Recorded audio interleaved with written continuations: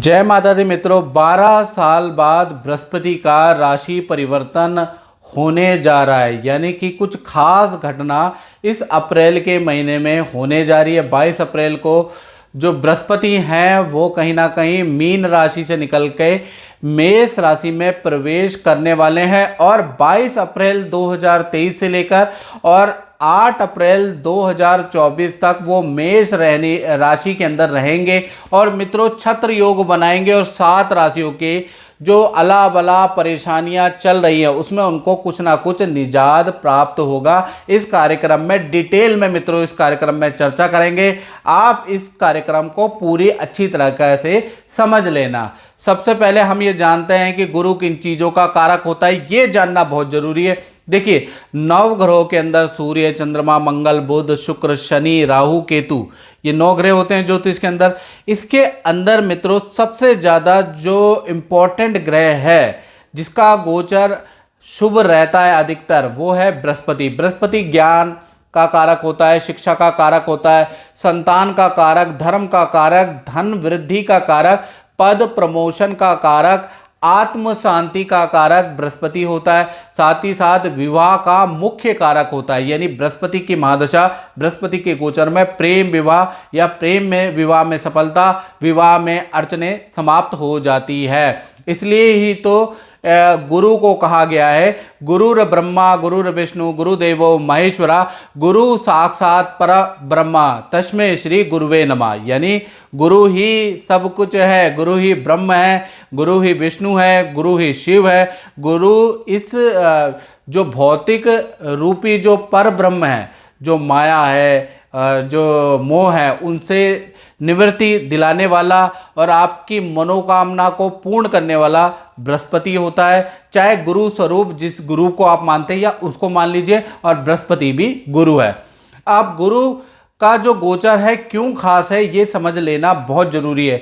गुरु अगर देखा जाए तो कुंडली के अंदर क्या क्या चीजें करने वाला है, गुरु कुंडली में अच्छा होता है या गुरु का गोचर क्या क्या देता है, इसके बारे में चर्चा करते हैं। यदि गुरु अच्छा होता है तो व्यक्ति निर्धन से भी राजा बन जाता है। यानी कि गुरु ज्ञान का, शिक्षा का कारक होता है और धन का कारक होता है। अगर कुंडली में केंद्र त्रिकोण के अंदर बृहस्पति बैठे या बृहस्पति अपनी राशि में बैठे तो वो व्यक्ति यकीनन आगे चल के करोड़पति जरूर रहेगा। करोड़पति बनो, करोड़पति बनो से जो आप यूट्यूब में देखते हैं ना मित्रों कि करोड़पति बन जाओगे, उससे करोड़पति बने ना बने, लेकिन बृहस्पति 100% आपको करोड़पति जरूर बनाएगा। साथ ही साथ देखा जाए तो अगर आपका गुरु कुंडली के अनुसार या हाथ के अंदर ये जो पर्वत होता है ना, ये अगर आपका उठा हुआ है, याद रखिएगा, तो कहीं ना कहीं ऐसे व्यक्ति की उच्च पद शिक्षा होती है। ऐसा व्यक्ति विदेश की यात्राएं करता है, तीर्थ यात्राएं करता है। ऐसा व्यक्ति धार्मिक होता है और अच्छी संतान ऐसे व्यक्ति की होती है जो आगे चल के अच्छा पढ़ती लिखती है। प्लस गुरु अगर आपका उठा हुआ है तो आपको अच्छा धन मिलेगा, याद रखिएगा। साथ ही साथ जैसे मैंने बताया कि गुरु अगर आपकी कुंडली में या हाथ के अंदर उठा हुआ है, ये देखिएगा गुरु हाथ के अंदर, ये मर्दों का जो पुरुष है उनका राइट हैंड और स्त्रियों का लेफ्ट हैंड, अगर गुरु आपका उठा हुआ है स्त्रियों को, तो आपको संतान की अच्छी शिक्षा होगी, संतान की आप अच्छी परवरिश करेंगे, संतान आपका मान सम्मान करेगी। यदि गुरु डाउन है तो शिक्षा तो आप करेंगे लेकिन संतान आपकी मान सम्मान नहीं करेगी, संतान आपसे हमेशा दूर रहेगी, याद रखिएगा। गुरु अगर आपके हाथ के अंदर, दोनों स्त्री और पुरुष ध्यान से सुन ले, अगर आपके हाथ के अंदर गुरु अच्छा है तो आत्म शांति, आत्मिक सुख देता है। यानी कि बहुत बार धन अच्छा होने के बावजूद भी और बहुत बार आर्थिक स्थिति अच्छा होने के बावजूद भी आदमी को डिप्रेशन हो जाता है, मानसिक तनाव हो जाता है, सर में दर्द की प्रॉब्लम, या फिर आत्म शांति नहीं हो पाती है, दूसरे से ईर्ष्या हो जाती है, या दूसरे व्यक्ति आपको कम आंकते हैं, अपने ही आपको लगातार धोखा दे रहे हैं। यानी मन की बात किसी को भी आपने शेयर की, उसने आपका फायदा उठाया, धन के मामले में आपके साथ धोखाधड़ी हुई, तो कहीं ना कहीं आपका गुरु कमजोर है और 100% आपका गुरु कमजोर है। इस वजह से क्या हो गया, आत्म सुख की प्राप्ति नहीं हुई। आध्यात्म सुख और संतुष्टि का कारक भी बृहस्पति होता है।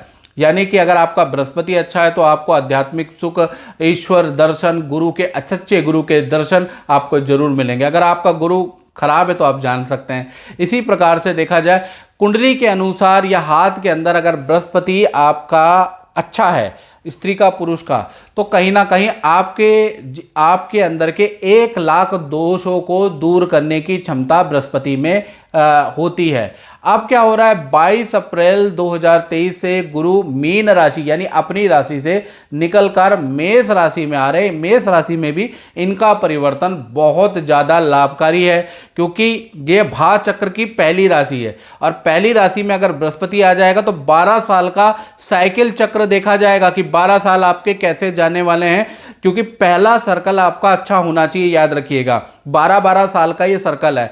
तो कहीं ना कहीं देखा जाए तो 22 अप्रैल 2023 से गुरु मेष राशि में जा रहे और देखा जाए तो 30 अक्टूबर 2023 से तक क्या होगा कि गुरु मेष राशि में जाएंगे, वहां पर राहु महाराज पहले से ही विद्यमान है, तो गुरु और राहु की युति बनेगी, गुरु चंडाल दोष बनेगा और ये 30 अक्टूबर तक रहने वाली है। अब उसका क्या प्रभाव रहेगा, गुरु चंडाल जब बन जाता है तो उसका क्या प्रभाव रहेगा और राशि पर क्या प्रभाव पड़ेगा, बड़ी डिटेल में चर्चा करेंगे। कार्यक्रम पूरा देखिएगा, नहीं तो फिर इफ एंड बट और यूट्यूब चैनल आप देख लेते हैं करोड़पति अरबपति बनाने वाले, फिर आप यहां कमेंट में लिखते हैं ऐसा कुछ नहीं हुआ। मेरा कार्यक्रम शास्त्र सम्मत होगा, श्लोक के साथ में मंत्रों के साथ में आपको मैं बताऊंगा, पूरी रिसर्च लेके आऊंगा कि बृहस्पति आपको कैसा रिजल्ट देने वाला है। तो देखा जाए तो 30 अक्टूबर तक हर राशि को अच्छा या बुरा रिजल्ट मिलेगा, उसके बाद उसको अच्छा या बुरा रिजल्ट मिलेगा, यानी कि 30 अक्टूबर तक अच्छा बुरा रिजल्ट मिलेगा। साथ ही साथ देखा जाए तो गुरु जब मेष राशि में जाएंगे तो 4 सितंबर से लेकर और 30 दिसंबर तक वक्री पोजीशन में भी रहेंगे, यानी उल्टे भी चलेंगे 4 सितंबर से और 30 दिसंबर 2022 तक।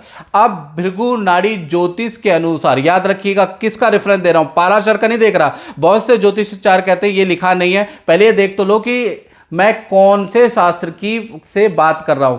भृगु नाड़ी ज्योतिष के अनुसार 12 राशियों पे कैसा फल रहेगा, इसके बारे में अब हम डिटेल में चर्चा कर लेते हैं। अब बात करते हैं वृषभ राशि के लिए ये गोचर कैसे रहने वाला है, यानी कि जो मेष राशि में बृहस्पति आएंगे तो 22 अप्रैल से लेकर और 8 अप्रैल 2024 तक मेष राशि में गोचर करने वाले हैं।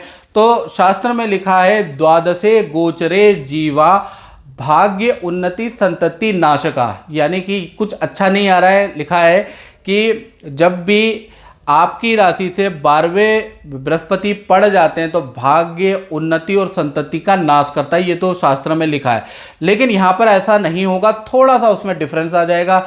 यानी गुरु आप देख रहे हैं कुंडली के अनुसार गुरु जो है आपके 12वें तो जरूर बैठे हैं, लेकिन राहु के साथ में होने से काफ़ी ज़्यादा कमज़ोर हो गए हैं और राहु क्या करेगा, बृहस्पति की शुभता ले लेगा। तो कहीं ना कहीं देखा जाए आपको अच्छे और बुरे रिजल्ट दोनों प्राप्त होंगे, यानी कि अगर मैं परसेंटेज में देखूं तो 60% आपको अच्छे फल प्राप्त होंगे लेकिन राहु के कारण, साथ ही साथ देखा जाए तो 40% आपको अशुभ फल भी प्राप्त होंगे। तो कुल मिला के देखा जाए तो 60% अच्छा है। अब वो अच्छा क्या है, पहला चीज़ आपको अगर देखा जाए तो आपका विपरीत राजयोग बन जाएगा, यानी कि बृहस्पति 12वें में चले गए, 8वें के स्वामी 12वें में चले गए, तो कहीं ना कहीं ये विपरीत राजयोग होता है। ऐसे में करियर में अचानक पद प्रमोशन के योग आपके बनते हैं, स्थान परिवर्तन के योग बनते हैं और जो पुरानी समस्या करियर से संबंधित चल रही है फिलहाल 22 अप्रैल के बाद उसका समस्या का समाधान होता हुआ नजर आ रहा है, लेकिन नई समस्या भी आपके साथ में खड़ी होंगी, यानी कि करियर में अच्छा तो होगा मित्रों लेकिन समस्या से मुक्ति नहीं मिलेगी, ऐसा योग नजर आ रहा है। साथ ही साथ दूसरी घटना, आय में वृद्धि जरूर होगी, ऐसा योग नजर आ रहा है, लेकिन खर्चों में भी आपके वृद्धि होगी, यानी जितनी इनकम बढ़ेगी उतने आपके खर्चे भी 1 साल के अंदर बढ़ने वाले हैं। साथ ही साथ देखा जाए 12वें भाव में गुरु और राहु एक साथ होने से सोना चांदी की वस्तु आपकी चोरी या गुम हो सकती है, ऐसा योग नजर आ रहा है। साथ ही साथ 12वें में बृहस्पति जब भी बैठता है तो भूमि से संबंधित, भूमि या तो व्यक्ति खरीदता है या बेचता है, तो भूमि से संबंधित क्रय विक्रय से संबंधित कोई काम जरूर होता है। बृहस्पति की दृष्टि बहुत इंपॉर्टेंट है वृषभ राशि के लिए। बृहस्पति की 3 दृष्टियां होती है, 5वीं 7वीं और 9वीं। 5वीं दृष्टि से अगर देखा जाए तो 5वीं दृष्टि से आप देखेंगे तो आपके चतुर्थ भाव को देख रहा है, यानी कहीं ना कहीं 22 अप्रैल 2023 से और 8 अप्रैल 2024 तक आपके परिवार में विवाह शादी का कोई मांगलिक काम हो सकता है, किसी जो भी आपके घर के अंदर जो फैमिली मेंबर है उनका पद प्रमोशन, करियर या विद्या में उनको अच्छा रिजल्ट मिलेगा। यानी कि ये जो 5वीं दृष्टि है फैमिली मेंबर के लिए बहुत अच्छी है। फिर बृहस्पति की जो 7वीं दृष्टि है वो देखा जाए तो आपके 6ठे भाव में पड़ रही है, तो नौकरी में पद वृद्धि के योग बनते हैं, धन वृद्धि के योग बनते हैं। अगर आप किसी रोग से परेशान हैं तो देखा जाए तो वो जो रोग है उसमें भी आपको लाभ प्राप्त होगा। साथ ही साथ किसी कोर्ट केस या किसी विवाद में आप चल रहे हैं तो विवाद का हल भी आपका निकलेगा, वो भी 22 अप्रैल के बाद। फिर जो बृहस्पति की जो 9वीं दृष्टि है वो आपके अष्टम भाव में पड़ रही है, यानी कि LIC या इन्वेस्टमेंट से, जो आपने कई साल पहले LIC या इन्वेस्टमेंट कर रही है वहां से आपको कुछ लाभ होगा। साथ ही साथ आपका ये जो 1 साल पूरा इंटरेस्ट है मंत्र साधना, आयुर्वेद, चिकित्सा में आपका जागृत होगा, यानी कि कहीं ना कहीं आप इस पे आपका इंटरेस्ट जागृत होगा, आप इसको फॉलो करेंगे। साथ ही साथ आपका जो इंटरेस्ट है नदी पहाड़ों की ओर भी आएगा, पैतृक गांव की ओर आएगा, या खेती में बाग बगीचों में आपका इंटरेस्ट होगा। तो ऐसा भी योग नजर आ रहा है कि पहाड़ों में आपकी ज़्यादा रुचि होगी। हो सकता है कुछ लोग पहाड़ों में प्रॉपर्टी भी खरीद ले, या बाग बगीचा खरीद ले, या फार्म हाउस खरीद ले, तो ऐसा योग भी नजर आ रहा है। बिकॉज बृहस्पति की जो 9वीं दृष्टि है वो अष्टम भाव में, तो ऐसे में व्यक्ति प्रकृति से जुड़ने की पूरा प्रयास करता है और प्रकृति में उसको बहुत आनंद आता है। तो कुल मिला के देखा जाए तो ये जो दृष्टियां हैं ये लाभकारी हैं। और वृषभ राशि के लिए जो ये बृहस्पति का गोचर हो रहा है तो मोटा मोटा 60% अच्छा है, 20% अशुभ रहेगा। तो मित्रों इस कार्यक्रम में बस इतना ही, मुझे दीजिए इजाजत। जय माता दी।